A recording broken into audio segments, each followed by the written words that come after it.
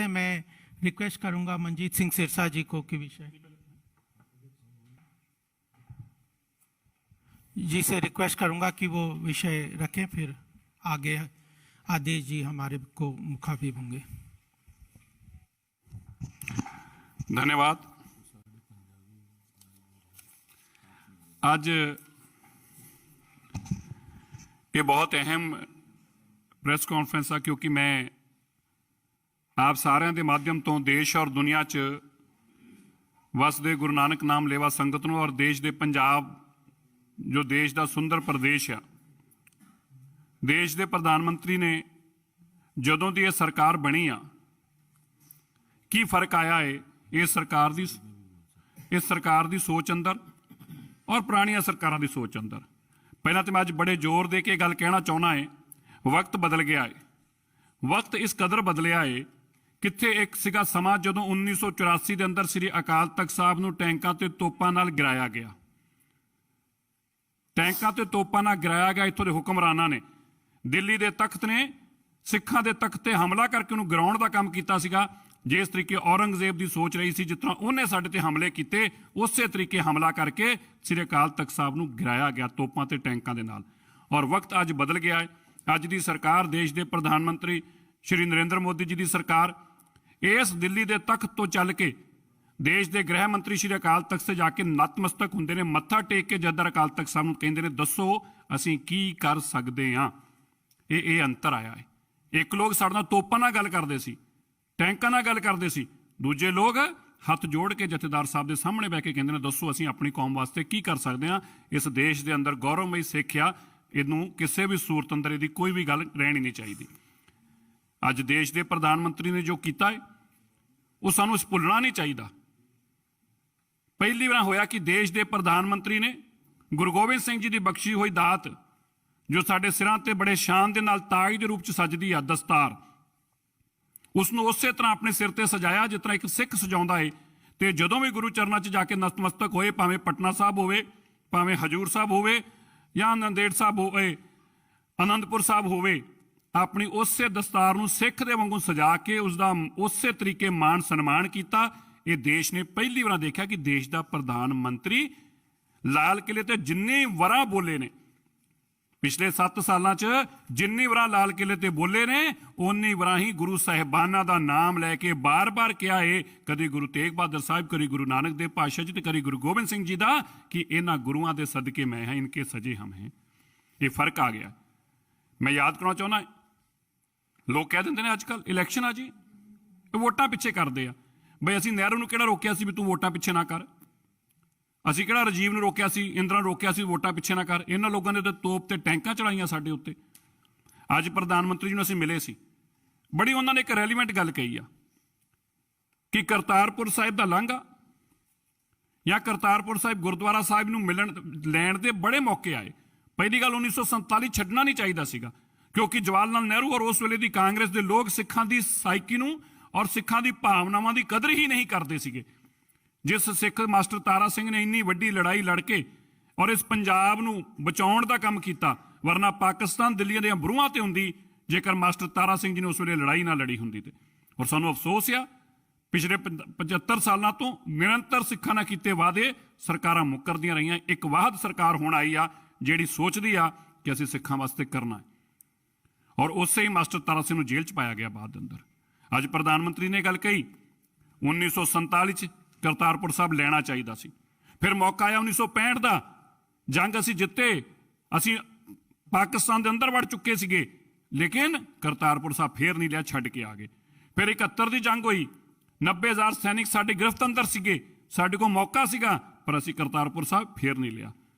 और अरदासां सिख करदा रहा, कदों मिलिया जदों इस सरकार इत्थे बनी, देश के प्रधानमंत्री ने सोचा कि मैनू अपने सिखां पिछे करना है, तो फिर करतारपुर साहब के दर्शनों के वास्ते जो सिख नित अरदासां करदा सी उहदी गल सुनी गई और ये राह खुलिया और दर्शन दीदारे नसीब होए।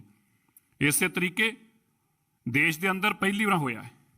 मैं सारे दसना चाहना रहा, मीडिया बंधुओं को भी ये बताना चाहता हूँ, देश में ये पहली बार हुआ है 75 साल में साहिबजादे, जो छोटे साहिबजादे थे जिन्होंने ना लोभ, ना लालच, ना जबर, ना जुल्म, किसी को ना बर्दाश्त, सबको बर्दाश्त करते हुए अपने धर्म को त्यागा नहीं। मानवता की सबसे बड़ी शहादत छोटे साहिबजादों की है। लेकिन ये सरकारें आई, सड़कों के नाम क्या थे? Aurangzeb road, Babar road, Akbar road, Humayun road, गिनते चलो। केवल जिन्होंने अत्याचार हम पे किया, जिनके खिलाफ हम लड़ाई लड़े, उनके नामों पे देश की सड़कें रखी गई। ये मिला हमें सिले में, और पहली बार हुआ है 75 सालों में। नेशनल डे, जो वीर बाल दिवस है, ये नेशनल डे के रूप में मनाया जाएगा। नेशनल डे कौन है? और 2 अक्टूबर, 26 जनवरी, 15 अगस्त, ये नेशनल डे हैं। और इसी तरह 26 दिसंबर को भी नेशनल डे के रूप में देश की जितनी संवैधानिक संस्थाएं हैं, एक तहसीलदार से लेकर देश के राष्ट्रपति तक सारे बाध्य हैं इसको मनाने के लिए। 125 करोड़ लोग देश में जो बसते हैं, चाहे वो नागालैंड में रहते हों, चाहे त्रिपुरा में, चाहे केरला में, चाहे तमिलनाडु में, चाहे आंध्रा में, चाहे कश्मीर में, उन सबको पता लगेगा ये दस्तार क्या है, सिख कौन है, और साहिबजादों ने कितनी बड़ी शहादत दी। देश में किसी ने कल्पना नहीं की थी ऐसा करने की। क्या कोई सोच सकता है ऐसे इतिहास को? आज गुरुद्वारा गुरु के सिख की भावना जुड़ी है गुरुद्वारे के साथ, वो अपना शीश दे सकता है। और यह भावना अगर किसी ने समझी है तो वो देश के प्रधानमंत्री और मौजूदा सरकार ने समझी है। मैं आपको यह भी बताना चाहता हूं, गुरुद्वारा लखपत साहिब गुजरात में है, भूचाल आया, भूकंप आया, गुरुद्वारा साहब का नुकसान हो गया, क्षतिग्रस्त हो गया। देश के प्रधानमंत्री ने, जो कि उस वक्त एक साधारण कार्यकर्ता के रूप में वहां पहुंचे, राजस्थान से कारीगर मंगवाए, उत्तर प्रदेश से कारीगर लेके गए, और जो उसकी ओरिजिनल शेप थी उसी में लाने के लिए कोशिश की। और गुरु की ऐसी कृपा हुई, आज वो बता रहे थे, ऐसी मेरे पे कृपा हुई, सेवा कराते कराते मैं मुख्यमंत्री बन गया, ऐसी गुरु नानक देव जी की कृपा हुई। ये भावना है प्रधानमंत्री जी के मन में सिखों के प्रति। और यूनेस्को ने उस गुरुघर को देश के सबसे रिस्टोर्ड, सुंदर और ऑथेंटिक रिस्टोर्ड गुरुद्वारे का अवार्ड देने का काम किया। देश में महादिक गुरुद्वारा है, ये सेवा है। मैं आपको यह भी याद कराना चाहता हूं, मैं पंजाब के लोगों को बेनती करना चाहना है, आप अपना हिरदे वड्डा करिए। एक पासे वो लोग ने जिन्हें साडे ते जुल्म ढाए ने, आप उन्हां दी सरकार पंजाब च बनाई आ। किन्हां दी सरकार अज पंजाब च? उन्हां दी सरकार आ जिहड़े फकर ना कहिंदे असीं अकाल तख्त गिराया तुहाडा। उन्हां दी सरकार आ जिहड़े कहिंदे आ गुरु साहब दे शहादतपुर वाले दिन 8,000 लोगों नूं बेगुनाह लोगों नूं मारन दा काम कीता है। उन्हां दी सरकार है जिन्हां ने सरोवर नूं खून नाल लाल कीता सीगा श्री दरबार साहब दे, अज उन्हां दी सरकार है। उन्हां दी सरकार है जिन्हें गुरु ग्रंथ साहिब महाराज सीने च गोलियां उतारियां सी, अज उन्हां दी सरकार है। मैं पंजाब के लोगों को कहना चाहना, यार सानू भी देश च जाने शर्म आउंदी है गल सुनते। वो कहते यार उन्हां दी सरकार बना रखी है तुसीं, जिन्हां ने गला च टायर पा के अग लाई सी। जदों कानपुर जाओ, लखनऊ जाओ, देश के किसी कोने च जाओ, सानू सवाल पुछदे ने। और दूजे पासे वो लोग ने जिहड़े शीश झुकाउंदे ने। मैं तुहानू याद कराउणा चाहुंदा है, देश के लोगों को याद कराउणा चाहुंदा है, जदों अफगानिस्तान च सिखां ते भीड़ पई, अफगानिस्तान के सिखां ने देश के हर जगह वसदे हुए लोगों नूं इंतहा की, बेनतियां कीतियां कि सानू बाहर कड्डो, किसी ने नहीं कड्डिया। वो मूल तौर पर अफगानी सीगे, भारतवासी नहीं सीगे। पर जदों भारत के प्रधानमंत्री और गृह मंत्री की जानकारी च मैं गल लैके आती, गृह मंत्री जी ने मैनू कहा, सिरसा जी एक का भी नुकसान नहीं होने देंगे, यहां से जहाज पैकेज लेके आएंगे। और लेके आए। जदों कि साडी कोई उस मुल्क नाल हुण वास्ता नहीं रह गया, असीं तालीबान उत्थे आ चुके सी। ਇਹਦੇ ਬਾਵਜੂਦ ਅੱਜ ਦੱਸ ਰਹੇ ਸੀ ਪ੍ਰਧਾਨ जी कितना बैकडोर ਅਸੀਂ ਹੋਰਾਂ ਸਰਕਾਰਾਂ ਦੇ ਮਾਧਿਅਮ ਤੋਂ ਉਹਨਾਂ ਨੂੰ ਸੰਪਰਕ ਕੀਤਾ, ਸੇਫ ਕਿਸੇ ਤਰੀਕੇ ਜਹਾਜ਼ ਰਾਤ ਉਤਾਰੇ, ਔਰ ਕਿਸ ਤਰੀਕੇ ਗੁਰੂ ਗ੍ਰੰਥ ਸਾਹਿਬ ਮਹਾਰਾਜ ਦੇ ਪਾਵਨ ਸਰੂਪ ਤੇ ਉੱਥੋਂ ਦੀਆਂ ਜਾਨਾਂ ਨੂੰ ਬਾਹਰ ਕੱਢ ਕੇ ਲੈ ਕੇ ਆਂਦਾ। ਕਿ ਅਸੀਂ ਇੰਨੇ ਆਸਾਨ ਫਰਾਮੋਸ਼ ਹੋ ਜਾਵਾਂਗੇ? ਸਾਨੂੰ ਅੱਜ ਜੇਲਾਂ ਤੇ ਵਿਚਾਰਨ ਦੀ ਲੋੜ ਆ। ਕੋਈ ਨਹੀਂ ਆਪੋਜੀਸ਼ਨ ਜਿਹੜਾ ਵਿਪਕਸ਼ ਆ ਪੰਜਾਬ ਦਾ, ਉਹ ਨਹੀਂ ਚਾਹ ਰਿਹਾ ਕਿ ਭਾਜਪਾ ਦੀ ਸਰਕਾਰ ਉੱਥੇ ਬਣੇ। ਉਹ ਸਾਡੇ ਖਿਲਾਫ ਸਾਜ਼ਿਸ਼ਾਂ ਰਚਦਾ ਪਿਆ, झूठ मकार फ्रॉड करते पे आ। क्योंकि विपक्ष नहीं चाहता, ना आप, ना कांग्रेस, ना अकाली दल नहीं चाहते कि पंजाब के लोग सीधे केंद्र सरकार नाल जुड़ जान, सीधे पावर हाउस नाल जुड़ जान, सीधे उस सरकार नाल जुड़ जान जिहड़ी नशा खत्म कर सकती होवे, कर्जा खत्म कर सकती होवे, ਬੇਰੋਜ਼ਗਾਰੀ ਖਤਮ ਕਰ ਸਕਦੀ ਹੋਵੇ, ਉੱਥੋਂ ਦੀ ਗੁੰਡਾਗਰਦੀ ਔਰ ਜਿਹੜੇ ਡੌਨ ਸਿਸਟਮ ਸ਼ੁਰੂ ਹੋ ਚੁੱਕਿਆ ਉੱਥੇ ਦਹਿਸ਼ਤਗਰਦਾਂ ਦਾ, ਉਹ ਖਤਮ ਕਰ ਸਕਦੀ ਹੋਵੇ। ਨਹੀਂ ਚਾਹੁੰਦੇ। ਇਸ ਕਰਕੇ ਪੰਜਾਬ ਦੀ ਜਿੰਨੀਆਂ ਪਾਰਟੀਆਂ ਨੇ, ਰਵਾਇਤੀ ਪਾਰਟੀਆਂ, ਬਾਰ-ਬਾਰ ਹਮਲੇ ਕਰਦੀਆਂ ਪਈਆਂ ਨੇ, ਕਦੀ ਦੇਸ਼ ਦੇ ਪ੍ਰਧਾਨ ਮੰਤਰੀ ਤੇ, ਕਦੀ ਬੀਜੇਪੀ ਤੇ। ਕਿਉਂ? ਉਹਨਾਂ ਨੂੰ ਇਹ ਕਿ ਅਗਰ ਪੰਜਾਬੀ ਜੁੜ ਗਏ ਬੀਜੇਪੀ ਨਾਲ, ਫਿਰ 20-50 ਸਾਲ पंजाब खुशहाल होएगा, साड़ी कभी वारी नहीं आएगी, हमें कभी मौका नहीं मिलेगा दोबारा पंजाब में। इस मानसिकता के साथ लगे हैं। और मैं कहना चाहना है जो देश के प्रधानमंत्री जी ने 1984 के इंसाफ वास्ते साड़ी लड़ाई लड़ी, क्या असीं भुल सकते हैं? एक पासे वो लोग सीगे ਜਿਹੜੇ 1984 ਚ ਸਾਡਾ ਕਤਲੇਆਮ ਕਰਾ ਕੇ ਸੱਜਣ ਕੁਮਾਰ, ਕਮਲਨਾਥ, HKL ਭਗਤ ਵਰਗਿਆਂ ਨੂੰ ਮੰਤਰੀ, ਮੁੱਖ ਮੰਤਰੀ, ਕੇਂਦਰ ਮੰਤਰੀ ਬਣਾਉਂਦੇ ਸੀ, Z+ ਸੁਰੱਖਿਆ ਦਿੰਦੇ ਸੀ। ਦੂਜੇ ਪਾਸੇ ਉਹ ਆ ਜਿਨ੍ਹਾਂ ਨੇ ਚੁੱਕ ਕੇ ਜੇਲ੍ਹਾਂ ਚ ਪਾਇਆ ਹੈ। ਦੱਸੋ ਕਿਹਨੂੰ ਵੋਟ ਪਾਉਣੀ ਚਾਹੀਦੀ ਆ? ਜੇਲ੍ਹਾਂ ਚ ਪਾਉਣ ਵਾਲੇ ਨੂੰ ਜਾਂ ਗਲਾਂ ਚ ਟਾਇਰ ਪਾ ਕੇ ਅੱਗ ਲਾਉਣ ਵਾਲੇ ਨੂੰ? ਮੈਂ ਪੰਜਾਬ ਦੇ ਲੋਕਾਂ ਨੂੰ ਪੁੱਛਦਾ ਹਾਂ, ਦੱਸੋ ਅਸੀਂ ਕਿੱਥੇ ਗਲਤ ਆ? ਕਿਹਨੂੰ ਵੋਟ ਪਾਈਏ? ਤੁਹਾਡੀ ਵੋਟ, ਤੁਹਾਡੇ ਬੱਚੇ ਤੁਹਾਨੂੰ ਸਵਾਲ ਪੁੱਛਣਗੇ, ਕਿਹਨੂੰ ਵੋਟ ਪਾ ਕੇ ਆਏ ਜੇ? ਉਹਨਾਂ ਨੂੰ ਜਿਨ੍ਹਾਂ ਨੇ ਗਲਾਂ 'ਚ ਟਾਇਰ ਪਾ ਕੇ ਅੱਗ ਲਗਾਈ ਸੀ, ਜਾਂ ਉਹਨਾਂ ਨੂੰ ਜਿਨ੍ਹਾਂ ਨੇ ਅੱਗ ਲਾਉਣ ਵਾਲਿਆਂ ਨੂੰ ਜੇਲ੍ਹਾਂ 'ਚ ਪਾਇਆ ਸੀਗਾ? ਕਾਨਪੁਰ ਦੀ SIT ਬਣਾ ਕੇ ਉੱਥੇ ਮਾਵਾਂ ਦੀ, ਉਹਨਾਂ ਭੈਣਾਂ ਨੂੰ ਇਨਸਾਫ ਦੇਣ ਦਾ ਕੰਮ ਕੀਤਾ ਹੈ। ਇੱਥੇ ਜਗਦੀਸ਼ ਕੌਰ ਨੂੰ ਜਾ ਕੇ ਪੁੱਛੋ। ਮੈਂ ਪੰਜਾਬ ਦੇ ਲੋਕਾਂ ਨੂੰ ਖਾਸ ਤੌਰ ਤੇ ਕਹਿਣਾ ਚਾਹੁੰਦਾ ਹੈ, ਮੇਰੇ ਪੰਜਾਬ ਦੇ ਵੀਰੋ, ਵੋਟ ਪਾਉਣ ਤੋਂ ਪਹਿਲਾਂ ਇੱਕ ਵਾਰ ਜਗਦੀਸ਼ ਕੌਰ ਨੂੰ ਮਿਲਾਇਓ ਜੇ, ਪੁੱਛ ਕੇ ਆਇਓ ਜੀ ਉਹਨੂੰ ਕਿ ਦੱਸ ਇਨਸਾਫ ਕਿੰਨੇ ਦਿੱਤਾ ਹੈ, ਦੱਸ ਸੱਜਣ ਕੁਮਾਰ ਨੂੰ ਜੇਲ੍ਹ 'ਚ ਕਿੰਨੇ ਪਾਇਆ ਹੈ, ਦੱਸ ਤੇ ਮੇਰੀ ਮਾਂ ਤੈਨੂੰ ਠੰਡ ਕਦੋਂ ਪਈ ਆ? ਮਾਂ ਜਗਦੀਸ਼ ਕੌਰ ਖੜੀ ਹੋ ਕੇ ਕਹੂਗੀ, ਮੇਰੇ ਪੁੱਤ ਮੈਨੂੰ ਠੰਡ ਉਦਣ ਪਈ ਜਿੱਦਣ ਸੱਜਣ ਕੁਮਾਰ ਜੇਲ੍ਹ 'ਚ ਪਹੁੰਚਿਆ। ਤੂੰ ਠੰਡ ਕਿੰਨੇ ਪਾਈ? ਬੀਜੇਪੀ ਨੇ ਪਾਈ, ਮੋਦੀ ਜੀ ਨੇ ਪਾਈ। ਸਾਨੂੰ ਭੁੱਲਣਾ ਨਹੀਂ ਚਾਹੀਦਾ। ਮੈਂ ਇਹ ਵੀ ਇਹਨੂੰ ਯਾਦ ਕਰਾਉਣਾ ਚਾਹੁੰਦਾ, 450 ਲੋਕ ਜਿਹੜੇ ਵਿਦੇਸ਼ਾਂ 'ਚ ਬੈਠੇ ਸੀ, ਜਿਨ੍ਹਾਂ ਨੇ ਸਾਡੇ ਲਈ ਹਾਂ ਦਾ ਨਾਰਾ ਮਾਰਿਆ 1984 ਜਦੋਂ ਸਾਡੇ ਤੇ ਹਮਲੇ ਕੀਤੇ ਜਾ ਰਹੇ ਸੀ। ਮੈਂ NRA ਵੀਰਾਂ ਦਾ ਸੀਸ ਨਵਾ ਕੇ ਧੰਨਵਾਦ ਕਰਦਾ। ਉਹਨਾਂ ਸਾਡੇ ਲਈ ਹਾਂ ਦਾ ਨਾਰਾ ਮਾਰਿਆ ਤੇ ਇਸ ਸਰਕਾਰ ਨੇ ਕੀ ਕੀਤਾ? ਕਾਲੀ ਸੂਚੀ 'ਚ ਪਾ ਦਿੱਤਾ ਉਹਨਾਂ ਨੂੰ। ਕਾਲੀ ਸੂਚੀ 'ਚ ਇੰਡੀਆ 'ਚ ਨਹੀਂ ਵੜ ਪਾਏ ਦੁਬਾਰਾ। ਉਹਨਾਂ ਲੋਕਾਂ ਨੂੰ ਕਾਲੀ ਸੂਚੀ 'ਚੋਂ ਕਿੰਨੇ ਕੱਢਿਆ? ਦੇਸ਼ ਦੇ ਪ੍ਰਧਾਨ ਮੰਤਰੀ ਨਰਿੰਦਰ ਮੋਦੀ ਜੀ ਨੇ ਕੱਢਿਆ। ਔਰ ਦੇਸ਼ ਦੇ ਅੰਦਰ ਸਾਰੇ 450 ਲੋਕ, ਇੱਕ ਬੰਦੇ ਨੂੰ ਛੱਡ ਕੇ 450 ਦੇ ਲੋਕ ਅੱਜ ਦੇਸ਼ ਦੇ ਅੰਦਰ ਖੁੱਲੇ ਤੌਰ ਤੇ ਆਉਂਦੇ ਨੇ, ਜਾਂਦੇ ਨੇ, ਕੋਈ ਰੋਕ ਟੋਕ ਨਹੀਂ। ਇਹ ਕਿੰਨੇ ਕੀਤਾ ਹੈ?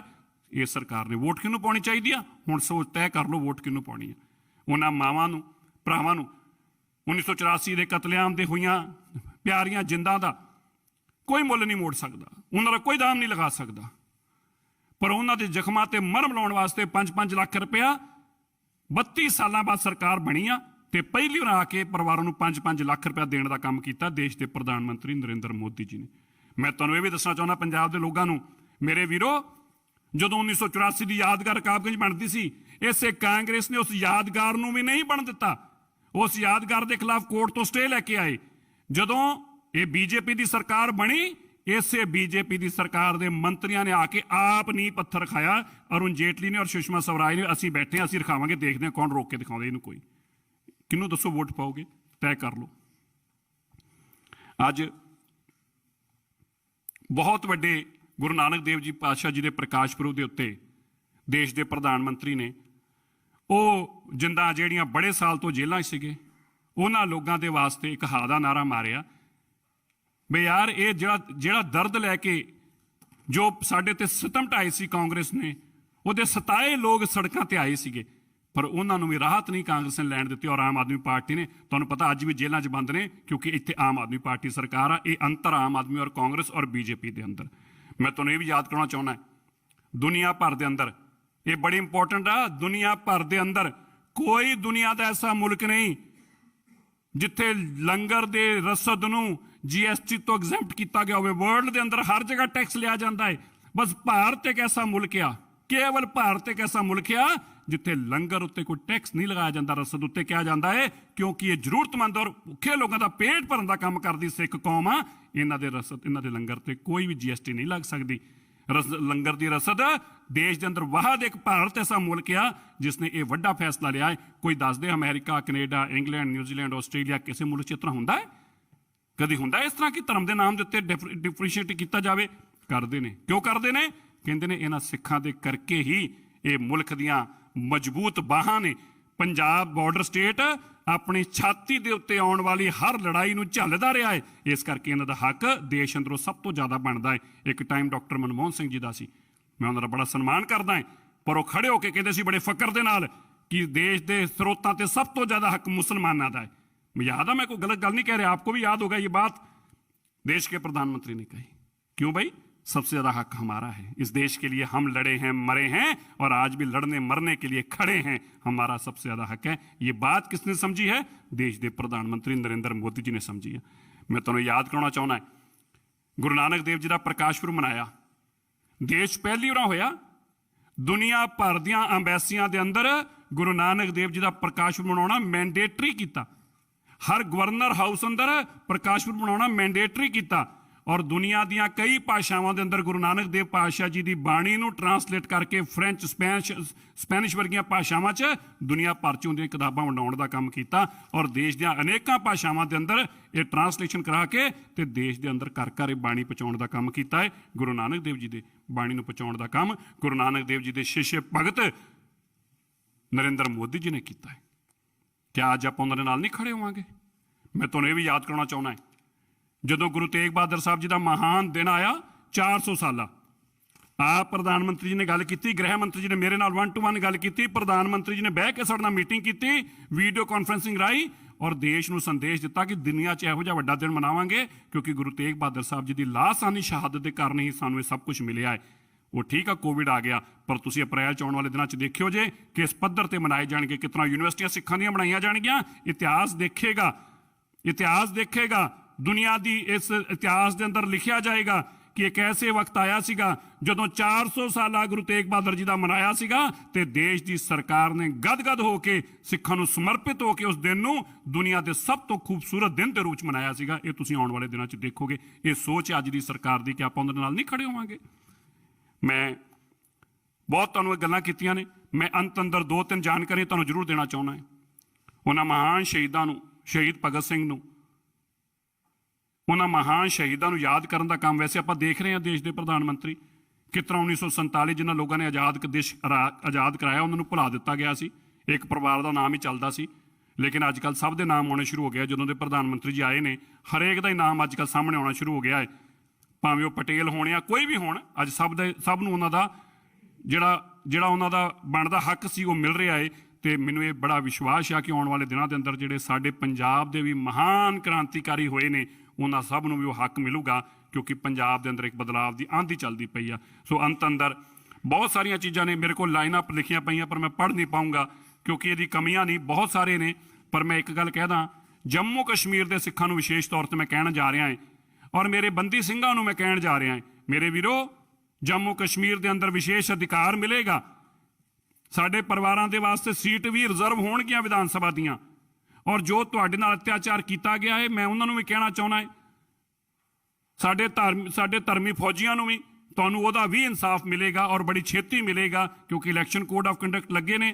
मैं उन्हां गल्लां ते जा नहीं सकदा, पर भावें डांगमार साहब की गल होवे, भावें बाकी गुरु धामां की गल होवे, ये मसले आने वाले कुछ ही दिनों के अंदर अंदर भी हल किए जाणगे। मैं बेनती करदिआं बस एक कहना चाहना है, ना कांग्रेस चाहुंदी आ कि बीजेपी आ जाए, ना अकाली दल चाहती है बीजेपी आ जाए, ना आप चाहती है, तीनों मिलकर आप, अकाली दल और कांग्रेस तीनों मिलकर ये पूरी कोशिश कर रहे हैं। जब बीजेपी की बात आती है तो तीनों मिल जाते हैं कि अगर बीजेपी की सरकार आ गई, अगर मोदी जी की डबल इंजन की सरकार आ गई, अगर पंजाब कर्जा मुक्त हो गया, अगर पंजाब नशा मुक्त हो गया, बेरोजगारी मुक्त हो गया, तो हमें दोबारा मौका नहीं मिलेगा। इसलिए तीनों इकट्ठे होकर हमारे खिलाफ लड़ रहे हैं और पंजाब को पंजाब का हक ना मिले इसके लिए साजिशें करके रोक रहे हैं बीजेपी को पंजाब में सरकार बनाने से। लेकिन पंजाब दे लोग, पंजाब दे बहादुर लोग, पंजाब दे बहादुर सिख, पंजाब दे बहादुर पंजाबी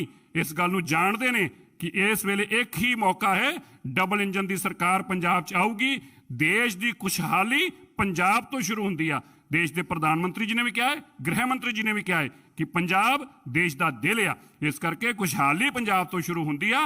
ये बीजेपी की सरकार आऊगी तो तुहाडे लई खुशहाली लैके आऊगी। मैं इन्नियां क बेनतियां दे नाल अपना स्थान लूँगा क्योंकि समा बहुत सीमित हुंदा, मैं गल्लां बहुत ने, ਉਹਦਾ एंड ही नहीं। ਕਿਉਂਕਿ ਮੋਦੀ ਜੀ ਨੇ ਕੀਤਾ ਹੀ 6 ਸਾਲ ਚ ਇੰਨਾ ਕੁਛ ਆ, ਦੱਸਣ ਲੱਗਿਆ ਤੇ ਮੈਨੂੰ ਲੱਗਦਾ ਬੜੇ ਘੰਟੇ ਲੱਗਣਗੇ, ਪਰ ਮੈਂ ਲੱਗਦਾ ਅੱਜ ਵਾਸਤੇ ਇੰਨਾ ਕਾਫੀ, ਬਾਕੀ ਕੱਲ ਫੇਰ ਕਰ ਲਾਂਗੇ। ਇੱਕ ਮੈਂ ਤੁਹਾਡੀ ਜਾਣਕਾਰੀ ਜ਼ਰੂਰੀ ਲਿਆਉਣਾ ਚਾਹੁੰਦਾ ਹੈ।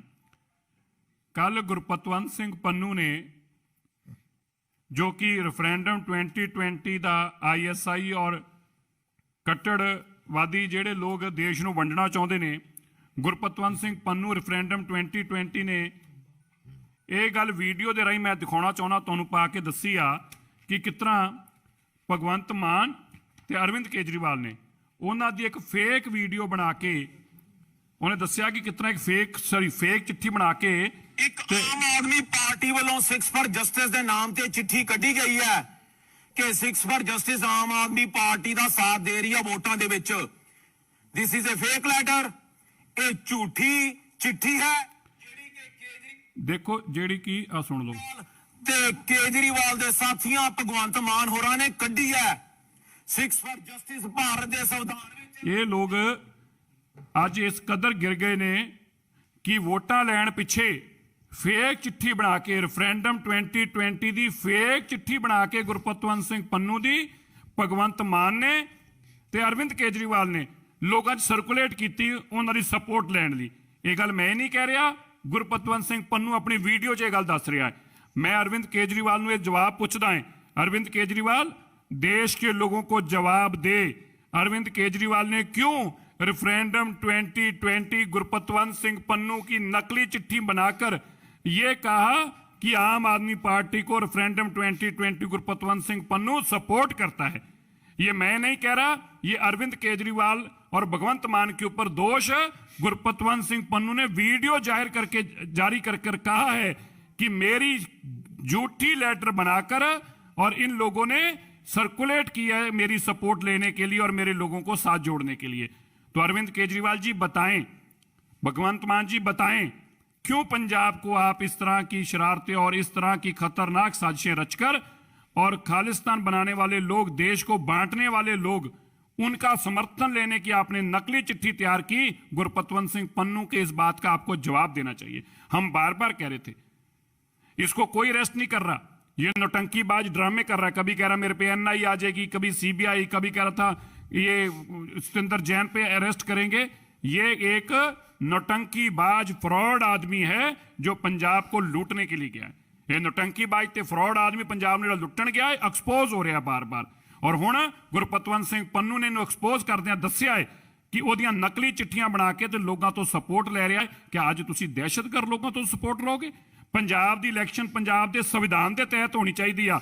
ਔਰ ਇਹ ਲੋਕ ਕਹਿ ਰਹੇ ਨੇ ਕਿ ਜਿਹੜੇ ਗੈਰ ਸੰਵਿਧਾਨਿਕ ਲੋਕ ਨੇ, ਜਿਹੜੇ ਮੰਨਦੇ ਨਹੀਂ ਸੰਵਿਧਾਨ ਨੂੰ, ਇਹ ਉਹਨਾਂ ਦੀ ਸਪੋਰਟ ਲੈ ਰਹੇ ਨੇ। ਇਹ ਬਾਬਾ ਸਾਹਿਬ ਅੰਬੇਡਕਰ ਦਾ ਵੀ ਅਪਮਾਨ ਆ, ਇਹ ਦੇਸ਼ ਦਾ ਅਪਮਾਨ ਆ, ਦੇਸ਼ ਨਾਲ ਗਦਾਰੀ ਆ, ਮਿੱਟੀ ਨਾਲ ਗਦਾਰੀ ਆ। ਔਰ ਅਰਵਿੰਦ ਕੇਜਰੀਵਾਲ ਔਰ ਭਗਵੰਤ ਮਾਨ ਨੂੰ ਇਸ ਦਾ ਜਵਾਬ ਦੇਣਾ ਚਾਹੀਦਾ ਹੈ।